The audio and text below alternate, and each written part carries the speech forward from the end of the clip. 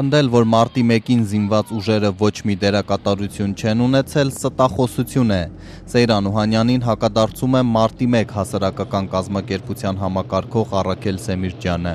Պաշտպանության նախկին նախարարը, ով 2008-ին էլ զինված ուժերի գլխավոր շտաբն էր ղեկավարում, նախօրեին հայտարարեց, թե բանակը ներգրավել է միայն մարտի 2-ից, ստանձնելով մայրաքաղաքի կարևոր օբյեկտների պաշտպանությունը։ Եթե ես իմ մեղքի չափը ունեմ, ես պատասխան եմ տալիս։ Պետք է քաղաքական ազնվություն ունենա, մարդը պատասխանի, որ վիդեո եւ ֆոտո մատերիալներ տասնյակ հարյուրավոր կան, որ այդ օրը բանակի ստորաբաժանումները եղել են Երևանում եւ սահմանից են բերվել ամենավտանգավորը։ Առաքել Սեմիրճյանը վկայակոչում է Ռոբերտ Քոչարյանի դեռ փետրվարի 23-ի ամսաթվով ստորագրած 0038 հրամանագիրը զինված ուժերի ներգրավման մասին։ Ոչ մեկ չի հերքել այդ հրապարակումից հետո նույնիսկ պաշտպանության նախարարությունից մարդ էր ձերբակալվել, ով 1-2 տարի անցկացրել է բանտում իբր գախնի հրամանը տարածելու համար։ Երկրորդ անհերքելի փաստը, որ նույն հարցը ես պարոն Օսկանյանին եմ տվել, որ արդյոք դուք հրապարակիչներում ժամանակ տեսել եք զինվորական զորքեր, թե չեք տեսել։ Այսինքն Հայաստանի բոլոր քաղաքացիները, ով մարտի 1-ին Երևանում է եղել, ինքը տեսել է զինված ուժերի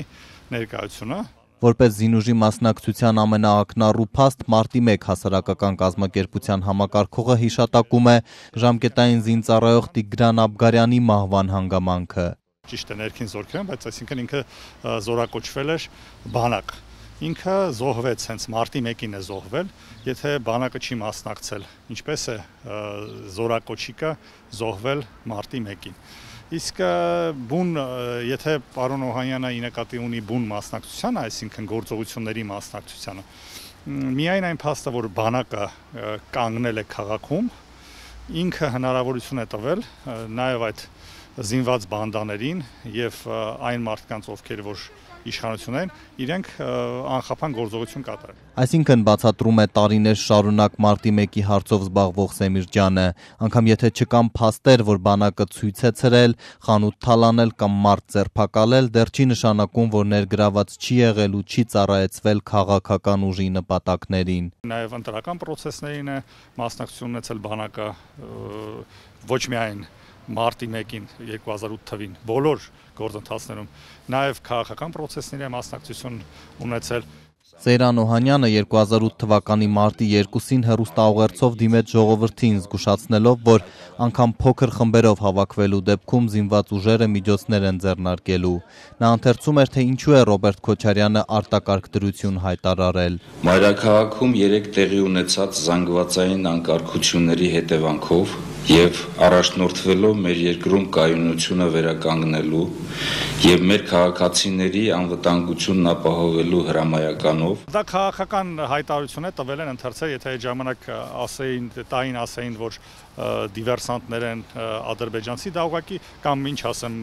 այլ մորակայիններ են, ինքը պետք է ընթերցել, դա արդեն ոչ թե իրավական խնդիր, այսինքն մարդու, այսինքն իր սկզբունքայնության եւ արժեքային համակարգի խնդիր է։ Պնդելով, որ խորհրդարանական ժամանակավոր հանձնաժողովն իր զեկույցում լիովին անտեսել էր բանակի մասնակցության հարցը, նախկին փաստահավաք խմբի անդամները 2010 թվականին հրապարակեցին սեփական հաշվետվությունը, հայտարարելով, թե բազմաթիվ ապացույցներ կան պնդելու, որ մինչև արտակարգ դրություն հայտարարելու մասին հրամանագիրը զինված ուժերի կառավարման մարմիններն ու ստորաբաժանումները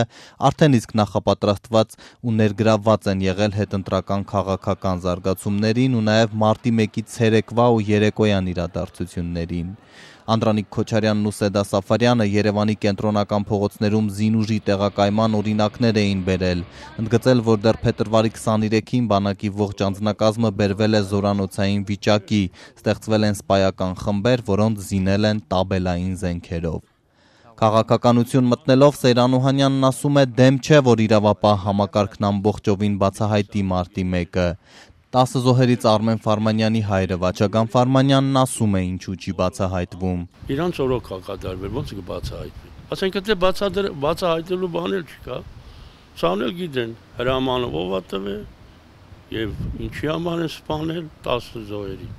9 տարի նույն պատմությունն է։ Քանի դեռ այս իշխանությունը կա հանրապետությունում, երբեք Մարտի 1-ը չի բացահայտվի։ Ինչպես եք վերաբերվում, որ այդ ժամանակվա իշխանությունից դուրս եկած մարդիկ հիմա ասում են, որ կապ չեն ունեցել։ Շատ վատ, եւ իրան դեմքը պատրվեց արդեն, թե իրանք ովքեր են եղել եւ ինչի համար են իշխանության հետ գնացել։ Նույն տիպերն են, ընդդիմություն ուզում դառնա, չէ։ Հավը բազի դու չի կարահացի։